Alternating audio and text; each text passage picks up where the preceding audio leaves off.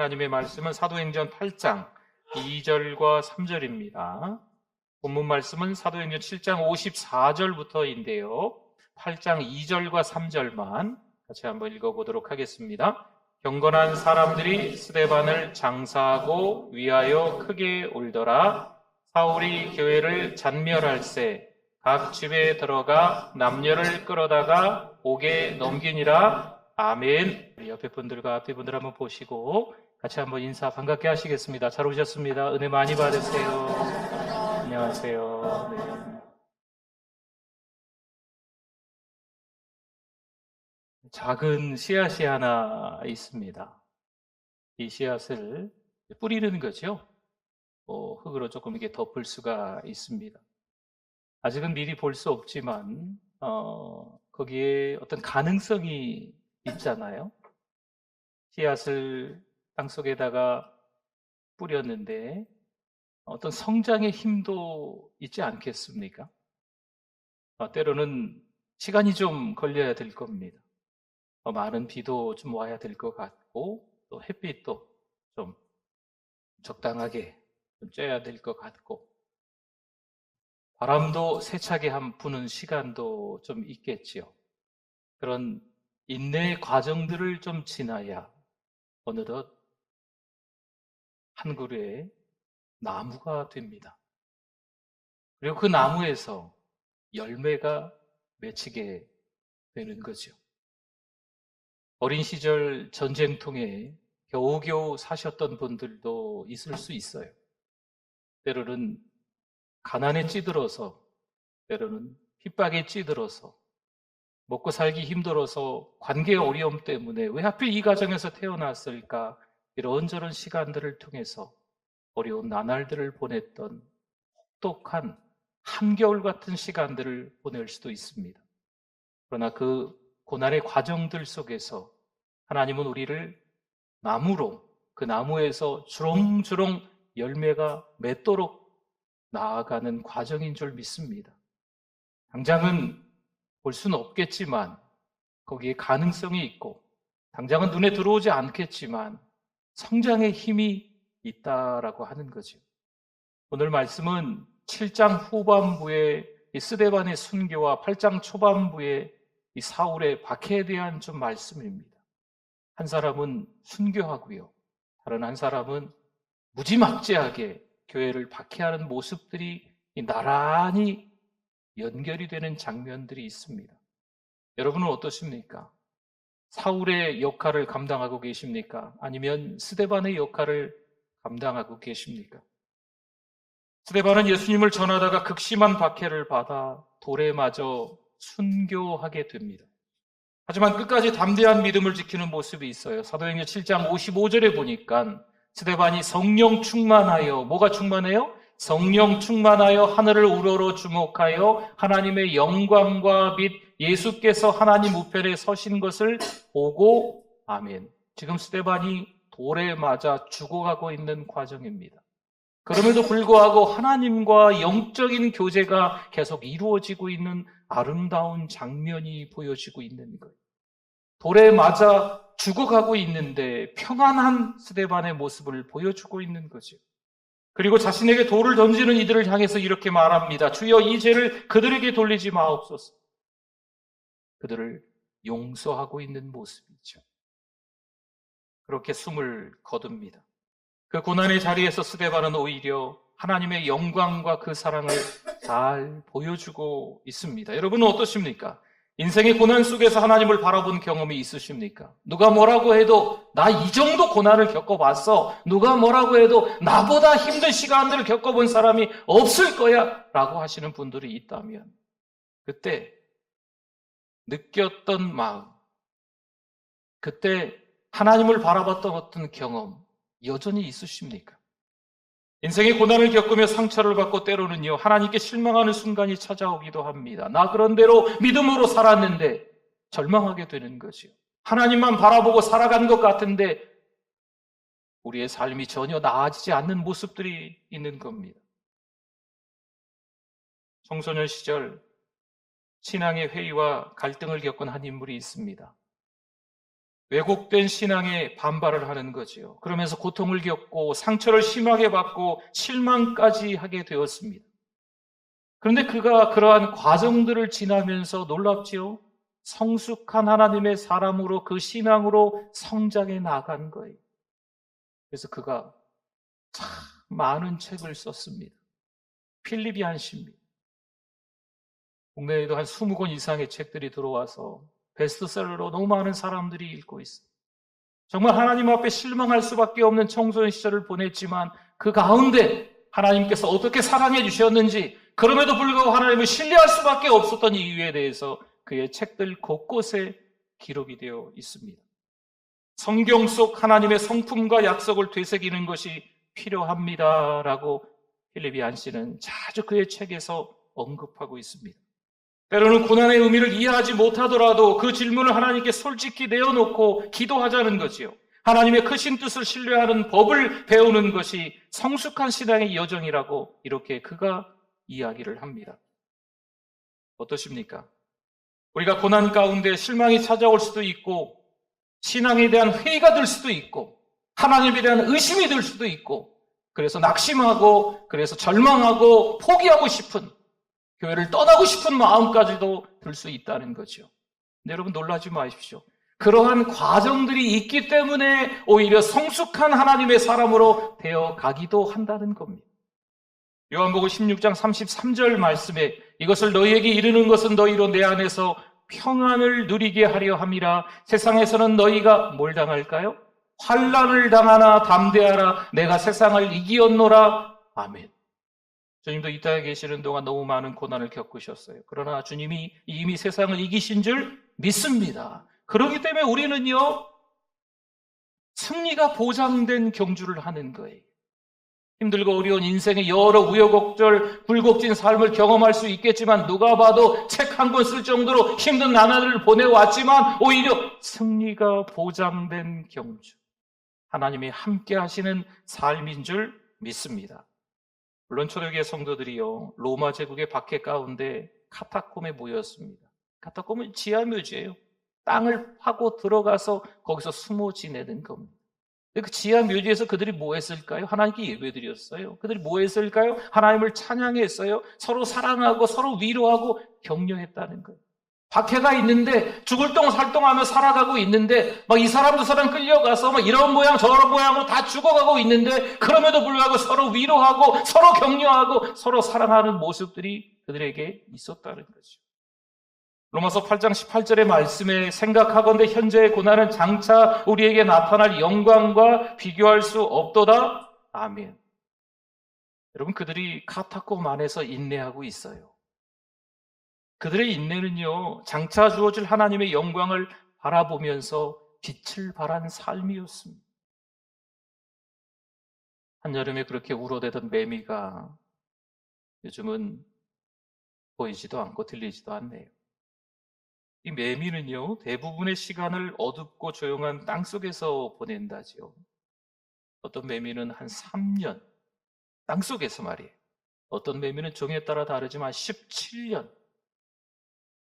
그 긴 세월 동안 땅 속에서 뿌리의 수액을 빨아먹으며 성장을 준비하는 겁니다. 이 긴 인내의 시간을 보낸 후에야 비로소 땅 위로 올라와 밝은 빛을 향해 울음을 터뜨립니다. 겨우 3주, 길어야 6주. 3년에서 17년 동안 땅속에 있다가 긴 인내의 시간을 거치고 그렇게 살아가는. 인내는 때론 결과가 보이지 않는 긴 시간일 수 있습니다. 하지만 그 과정을 통해 성장하고 준비되어야 더 큰 목적과 의미를 이루어낼 수 있습니다. 여러분 지금 실망하고 있습니까? 낙심하고 있습니까? 의심하고 있습니까? 그러나 그 과정들 속에서 하나님은 아주 세세하게 오히려 우리에게 다가와서 말씀해 주시는 줄 믿습니다. 세미한 하나님의 음성에 귀 기울일 수 있기를 부탁을 드립니다.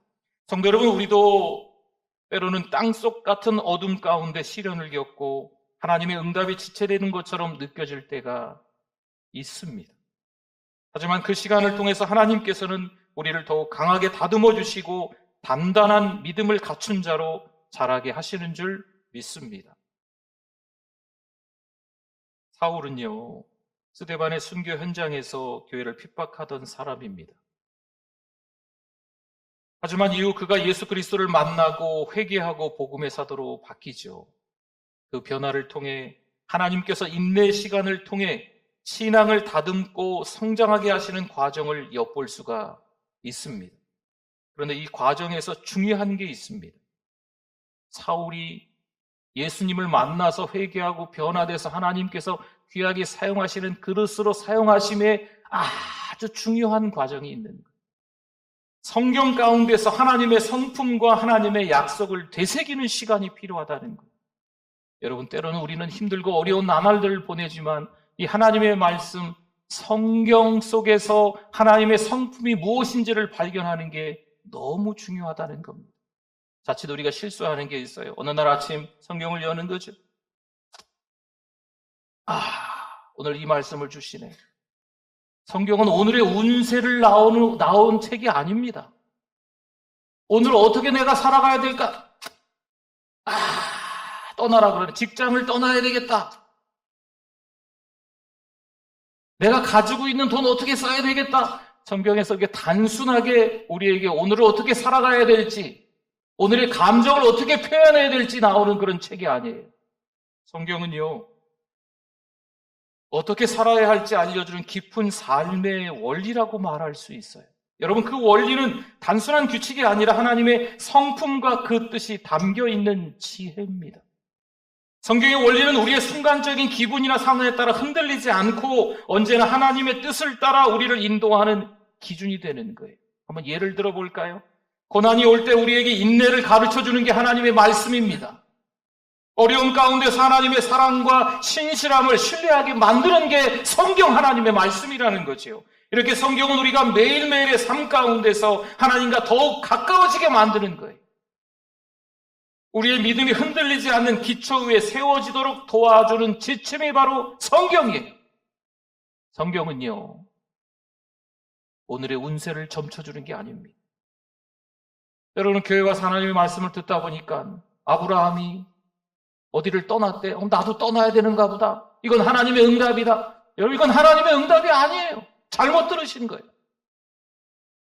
성경의 원리는 오늘을 살아가는 순간적인 해답이 아니라 삶 전체를 다 바라보면서 하나님의 목적과 계획 안에서 살아가게 하는 길인 것입니다. 고등학교 2학년 아이가 하나 있었습니다. 나름 야구 선수들인 거죠. 야구 방망이를 휘두르는 연습들을 하다가 그만 옆에 있는 친구가 이 안면을 강타했습니다. 코가 으스러지고 눈이 하나 튀어나오고 이 얼굴의 안면의 뼈가 한 30조각 났대나요. 심정지가 한 3-4번 오고 수없이 많은 그런 나날들 치료를 받고 재활을 하면서 나아져가는 거죠. 회복하면서 일상적인 습관을 하나씩 만들어가고 매일 조금씩 나아지기 위해 꾸준히 운동하고 건강한 생활 습관을 실천한 이 아이입니다. 이 작은 변화들이 쌓여가며 몸과 마음이 점차 회복되고 이전보다 강한 정신력과 자기 관리 능력을 갖추게 됐습니다. 이 아이가 어른이 되고 쓴 책을 많은 우리 기독교 신자들이 요즘에 즐겨 읽기도 합니다. 우리 11호 추천 도서로 나온 제임스 클리어의 아주 작은 습관의 힘이라는 책이 바로 그 내용입니다. 이 제임스 클리어가 어릴 때 야구 선수였지만 그런 힘든 과정들을 겪으면서 오히려 작은 습관 하나하나를 좀 바꿔가며 어떻게 더 가까이 더 또 이 성숙한 사람으로 나아갔는지 기록되어 있는 책입니다. 우리 신자들도 매일 하나님 앞에서 드리는 작은 인내와 믿음의 실천이 쌓일 때 어느 순간 놀라운 변화를 경험하게 될 것입니다. 공동체 성경 읽기에 참여하는 분들이 우리 교회도 많이 계십니다. 제가 이제 아침마다 6시 30분에 조별로 다 문자를 이렇게 보내지 않습니까? 그러면 이렇게 성경을 어느새 읽으시고 아멘 다 올리시거든요. 핸드폰 배터리가 오전이면 다 끝나요. 얼마나 막 아멘을 빨리빨리들 보내시는지. 여러분, 그러한 시간들이 아무 규모 없는 시간을 보내는 것처럼 보이지 않겠죠? 그러한 시간들이 우리에게 필요하다는 거예요. 때로는 거룩 365를 여러분 좀 기억하십니까? 매일 성경 3장을 읽고 또 매일같이 찬양 6곡을 부르거나 좀 듣거나 또 기도를 5번 하는 이런 시간들이 우리에게 사소한 것처럼 보이지만 이런 작은 습관들을 꾸준하게 하는 게 좀 필요합니다. 감사일기를 한번 써보는 것도 좋겠죠. 맥주감사주일 즈음에, 추수감사주일 즈음에 감사한 제목들을 이렇게 자주 쓰시는 성도님들이 계십니다. 감사 노트 이런 것도 있잖아요. 일부러 한번 이렇게 써 내려가 보는 거죠. 감사한 제목들을 한번 떠올려 보시면서 써 내려가는 게 우리 신앙에, 우리 삶에 충분히 도움이 된다고 하는 겁니다. 요즘들 들고 다니는 핸드폰 있지 않습니까? 핸드폰에서도 찬양이 나와요. 핸드폰에서도 하나님의 말씀이 나옵니다. 물론 저도 이제 전화하고 받는 것밖에 사용할 줄 몰라요. 그거 가지고 뭐 요즘 애들은 별걸 다 하던데. 그렇죠. 저도 잘 몰라서 할 줄 모르지만 그 핸드폰 가지고 찬양도 들어요. 말씀도 듣고 그거는 합니다. 그런 시간들이 우리에게 좀 신앙의 습관을 바꾸는 데 있어서 필요한 부분입니다. 우리의 신앙은요, 고치 속에서 오랜 시간을 버티며 날개를 강하게 만드는 애벌레와도 같습니다. 고치 속에서 뭔가 이렇게 좀 나오려고 하는데 좀 이게 너무 안타까워서 뭐 핀셋 같은 걸로 작은 이쑤시개 같은 걸로 이렇게 좀 벌려주면 낫지 않을까 이렇게 벌려주면 어떻게 될까요? 이 나비가 나오기는 했는데 이 날개에 힘이 없어서 날지 못한대. 아무리 힘들어도 그냥 내버려 둬야 된다고 합니다. 그래서 이 고치를 지 힘으로, 지 능력으로 이 벌리고 나와야 그 다음에 날개에 힘이 들어가서 이 녀석이 날아다니는 나비가 될 수 있다는 거죠. 마찬가지로 신앙도 고난과 인내를 통해 단단해지며 그 과정이 너무나 힘들지만 그 과정을 거쳐서 비로소 하나님께 주신 사명을 잘 감당할 힘을 얻게 되는 줄 믿습니다. 요사이 많이 좀 힘든 시간들을 보내는 분들이 계실 겁니다. 여러분, 하나님의 말씀을 통해서 새 힘 얻으실 수 있기를 바랍니다. 로마서 5장 3절과 4절 말씀에 다만 이뿐 아니라 우리가 환난 중에도 즐거워하나니 이는 환난은 인내를, 인내는 연단을, 연단은 소망을 이루는 줄 알미로다. 아멘. 지금의 고난이 결코 헛되지 않음을 기억하시고 그것을 통해서 하나님을 더 깊이 만나며 성장하는 우리 모두가 되실 수 있기를 바랍니다. 여러분, 이 스데반의 죽음은요, 당시 성도들에게 큰 슬픔을 안겼어요. 교회가 성령 충만하고 부흥하고 성장하고 많은 사람들이 몰려오는 가운데 영적인 지도자 이 스데반, 이런 사람들이 흔들림 없이 딱 그 자리를 지키고 있으면 너무 감사하거든. 근데 이 스데반이 돌에 맞아 죽은 거죠. 그러니 교회에 커다란 박해의 폭풍이 몰아친 겁니다. 그 과정에 너무나도 많은 성도들이 아니 어찌 저럴 수 있을까? 스데반 같은 대단한 분을 어찌 하나님이 데려가실 수 있을까? 상처를 받는 거죠. 또 실망하고 낙담도 하지 않았을까요? 때로는 고난이 너무 크게 다가와 낙심하고 좌절하며 절망하여 신앙을 포기하고 싶은 마음도 그들 가운데 어떤 성도들은 들었지 않았겠습니까? 여러분 혹시 인생에서 너무나 큰 고난을 만나셔서 신앙을 포기하고 싶은 마음이 들었던 적은 없으십니까? 그런 순간에 무엇이 여러분을 다시 일어서게 하셨나요? 특히 사울은요, 이러한 박해의 중심에서 교회를 철저히 핍박합니다. 그는 교회와 성도들을 완전히 없애려는 결심으로 예루살렘 곳곳을 수색하죠.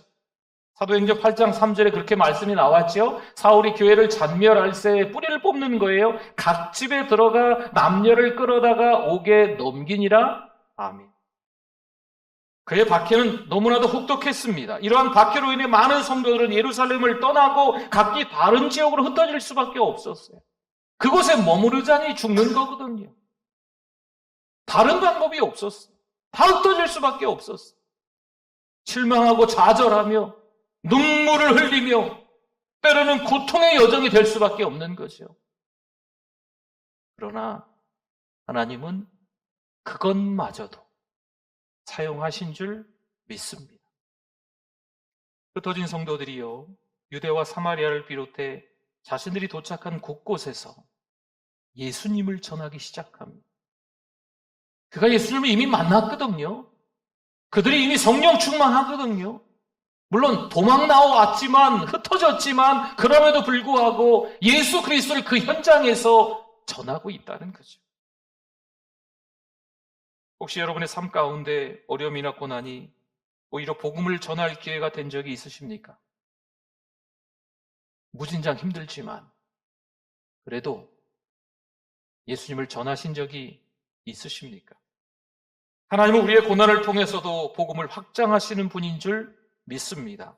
이사야 55장 11절 말씀에 내 입에서 나가는 말도 이와 같이 헛되이 내게로 되돌아오지 아니하고 나의 기뻐하는 뜻을 이루며 내가 보낸 일의 형통함이니라. 아멘. 이건 하나님의 약속입니다. 그분의 말씀은 반드시 열매를 맺습니다. 비록 우리의 상황이 어려워 보이고 고난이 가득할지라도 하나님께서는 그 모든 것 하나하나 그것들을 다 사용하시고 그 과정을 통하여서 하나님은 일하시는 줄 믿습니다. 어느 것 하나 하나님이 버리시는 게 아니고 그러한 모든 상황들 속에서 때로는 실망도 있어요. 낙심도 있고요. 의심도 있어요. 철저히 하나님을 신뢰하는 마음도 있겠죠. 그러나 그러한 것들을 다 하나님이 총망라해서 그 과정들을 거쳐가면서 성숙한 하나님의 사람으로 만들고 주변에 주를 알지 못하는 사람들에게 복음이 흘러갈 수 있도록 일하시는 줄 믿습니다. 우리 교회와 성도들도 이러한 고난의 시간을 통해서 더욱 복음을 전하는 사명을 감당하실 수 있기를 바랍니다. 왜 우리가 아무 일도 없겠어요? 가정의 문제가 있지 않습니까? 돈 문제 있잖아요. 질병 문제 있잖아요. 이 관계 문제가 있지 않습니까? 직장 문제 있잖아요. 왜 없겠어요? 그럼에도 불구하고 이러한 시간들 속에서 우리 하나님은 우리의 신앙을 더 깊이 뿌리 내리게 만드시고 복음의 씨앗을 세상에 퍼뜨리는 기회가 되게 만드십니다. 성도 여러분, 우리의 삶 속에서 작은 씨앗처럼 작고 연약하게 느껴지는 믿음의 순간들이 있습니다. 기대할 수 없는 믿음인 거지요. 너무 씨앗이 작아서 이 씨앗이 뭐 나무가 되겠어? 이 씨앗 가운데 보이지 않는 미래가 있는 거지요. 살아가는 성도 여러분, 하나님께서 우리를 통해서 일하실 줄 믿습니다.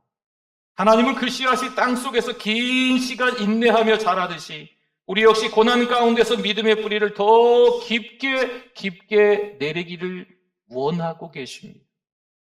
나는 이 땅을 살아가면서 단 한 번도 고난을 겪은 적이 없어 누가 말하겠습니까?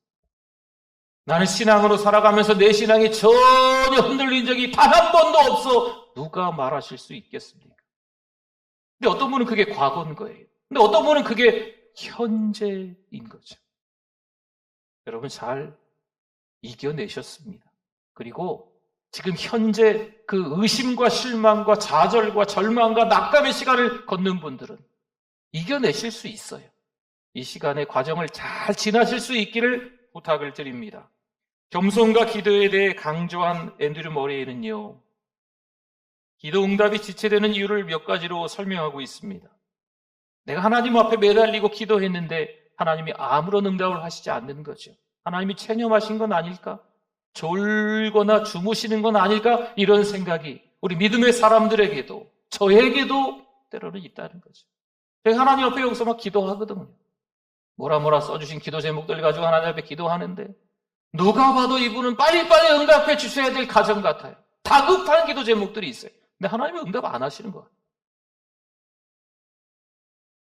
하나님은 우리의 신앙을 연단해 가시는 거죠. 그 시간이에요. 우리를 준비시키시는 과정인 거지요. 그분의 완벽한 타이밍에 내가 원하는 때가 아니고 우리가 원하는 때가 아니고 하나님께서 원하시는 그 완벽한 그 타이밍에 하나님은 응답해 주시려고 기다리게 만드시는 거죠. 이 기다림의 시간 속에서도 하나님은 우리의 믿음을 성장시키고 있는 줄 믿습니다. 지금이 비록 고난의 시간이더라도 하나님의 계획을 신뢰하실 수 있기를 바랍니다. 여러분 결국 하나님의 뜻을 이루는데 우리 모두가 쓰임받기를 소망합니다. 이미 이게 너무 오래전 일이실 수 있어요. 그런 연단의 과정들, 단련의 과정들이 너무 옛날이실 수 있어요. 지금은 오직 하나님만 바라보면서 달려가시는 분들일 수 있어요. 그럼 할렐루야죠. 근데 지금, 현재, 요즘 이 어려운 단련의 과정을 겪는 분들도 있다는 거죠. 여러분 힘내실 수 있기를 바랍니다. 그 과정 가운데 하나님 우리를 더 성숙한 신앙인으로 만들어가고 계시는 줄 믿습니다. 오늘 주보 안에 큰 종이가 하나 들어가 있었습니다. 그렇죠? 주황색입니까? 주황색. VIP 작정 카드였어요. 여러분에게 부담을 드리려고 좀 하나 꽂았습니다. 요나부흥회가 지나가면서 요나부흥회 전도부흥회였거든요. 우리가 품고 있는 VIP를 한번 기억해 보시고 이름을 적어 보시라는 거예요. 제출을 하십시오. 기도할 거예요. 여러분이 적어낸 VIP를 놓고 하나님 앞에 우리 다 함께 기도할 겁니다. 우리 성탄절에 그분들을 좀 초청하려고 해요. 이쁘게 초청장 좀 만들어서 그분들에게 좀 드려가지고 교회 한번 오시라. 사랑하는 성도 여러분, 꼭 기억해 주십시오. 하나님은 우리를 사랑하십니다. 우리를 사랑하셔서 그 고통을 허락하시는 겁니다. 우리를 너무나도 많이 사랑하기 때문에 자식에게 아픔을 주는 겁니다. 우리를 너무나도 많이 사랑하시기 때문에 때로는 내 배우자에게 큰 질병을 허락하시는 거예요. 그러저러한 시간들이 있지만 오히려 하나님의 때를 기억하셔서 다시 한번 힘내셔서 살아가시는 우리 모든 성도님들 되시기를 바랍니다. 아멘. 우리 같이 말씀을 기억하면서 주여 한번 부르짖고 기도합니다. 주여 하나님 아버지 감사합니다. 신앙으로 살아가야 되는데 실망하고 낙심하고 때로는 좌절하고 절망하며 신앙의 포기에까지 이르는 하나님을 의심하기까지 하는 우리를 용서하여 주시옵소서. 이런 시간들 속에서 다시 한번 하나님께 매달리게 하시고 성경 가운데 하나님의 성품을 깨닫게 해주시며 하나님이 얼마나 우리를 사랑하시는지 다시 한번 믿을 수 있게 도와주실 줄 믿습니다. 하나님 사랑합니다. 그 사랑에 감사합니다. 하나님 아버지 은혜를 감사합니다. 오늘도 여전히 예배자 되게 해주심을 감사합니다. 11월 첫 번째 주일 은혜로 시작해서 2024년 마지막 주일까지 2달 동안 은혜로 달려갈 수 있게 하여 주시옵소서. 힘들고 어려운 시간들이 다 지나가고 하나님께서 우리를 얼마나 많이 사랑하셨는지 또 깨닫는 우리들 되게 해주실 줄 믿습니다. 예수님의 이름으로 기도드립니다. 아멘.